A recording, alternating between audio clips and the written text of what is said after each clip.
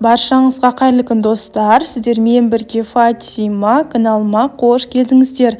Бүгін мен сіздерге жаңа жылдық дастарханға арнап тағы да бір керемет печеньенің рецептісін дайындап келдім. Бұл ерекше печеньеге біз Орео печеньесін қосатын боламыз. Қарасаңыздаршы, Орео печенье қосу арқылы біздің печеньеміз 2 есе дәмді, керемет болып шығады. Бұл печеньенің сырты қытырлақ, ортасы жұмсақ, және де печеньенің арасында Орео печеньелері жүретін болады. Ал ендеше жасауды бастайық. Ең алдымен бізге керегі 100 грамм бөлме температурасындағы сары май, оның үстіне 160 грамм шекерімізді қосамыз да венчиктің көмегімен жақсылап тұрып араластырамыз.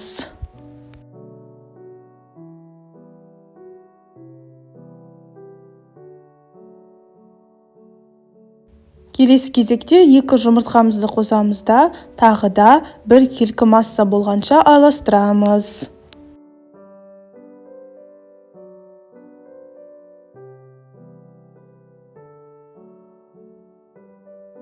Достар, осы менің YouTube каналымнан жаңа жылдық дастарханға арнап басқа да печеньелердің рецептісін таба аласыздар. Келесі кезекте ұнның кезегі. Ұнды міндетті түрде електен өткіземіз. Ұнымызды қосып болған соң 1 шай қасық толтырып қопсытқыш қосамыз да венчиктің көмегімен араластырамыз. Достар, осы Орео печеньесінің толық құрамы видеоның астындағы описанияда жазылып тұрады.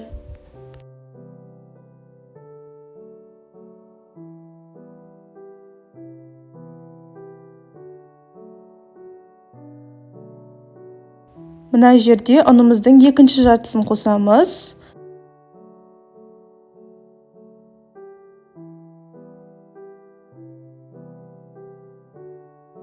Ұнымыздың екінші жартысын қосып, араластырып болған соң, біздің қамырымыз әлі қолға жабысып тұр. Мен басында бұл қамырға барлығы 300 грамм ұн қосқанмын. 300 грамм ұн қосып араластырып болған соң, біздің қамырымыз әлі қолға жабысып тұр. Сол үшін де тағы 70 грамм ұн қостым. Осы 70 грамм ұн қосып, жақсылап тұрып, ары қарай қолдың көмегімен елеген соң, қамырымыз қолға жабыспайтын болып шықты. Сонда осы Орео қосылған печеньеге барлығы мен 370 грамм ұн қостым. Сіздер өздеріңіздің қамырларыңызға қарай ұндарыңызды қосыңыздар. Мінекей осылай жақсылап тұрып елеп болған соң, бізде бір келкі қолға жабыспайтын жұмсақ қамыр шығады. Сосын бізге керегі осындай Орео печенье. Осы печеньесін мен осылай мына видеодағыдай майдалап турадым да қамырымыздың үстіне әкеп салып, жақсылап тұрып араластырдым.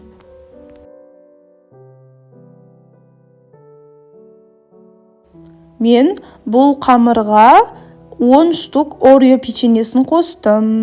Егер сіздер Ореоны қатты жақсы көретін болсаңыздар, 10 штуктен жоғарыда қоса берсеңіздер болады. Ол өз қалауларыңызда. Қараңыздар, біздің қамырымыз дайын болды. Осындай жұмсақ, қолға жабыспайтын қамыр шығу қажет. Қамырымызды тоңазытқышқа салудың қажеті жоқ. Илеп болған соң жұмыс жасай береміз. Қамырымыз қатып қалмас үшін салафанға салып қоямыз да, осылай қамырымыздың кішкентай бөлігін бөліп алып, құрт сияқты домалатып, осы домалақ қамырдың үстінен басамыз. Осы қамырларымызды пергамент қағазы төселген формамызға қатарынан қойып шығамыз.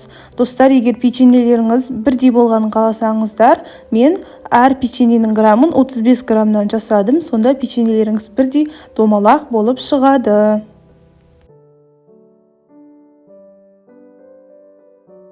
Дәл осы кезде пештеріңізді 180 градусқа қыздырып қойыңыздар.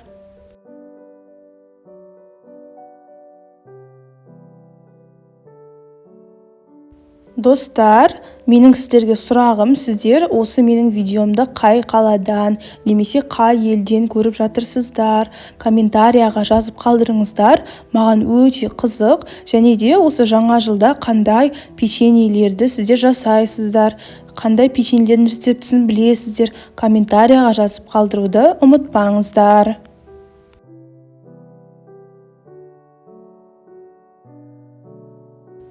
Бұл жерде мен 2-3 штук ореоны алып, тағы да оны майдалап турап, осы печеньенің үстіне қойып шықтым. Бұл өз қалауларыңызда.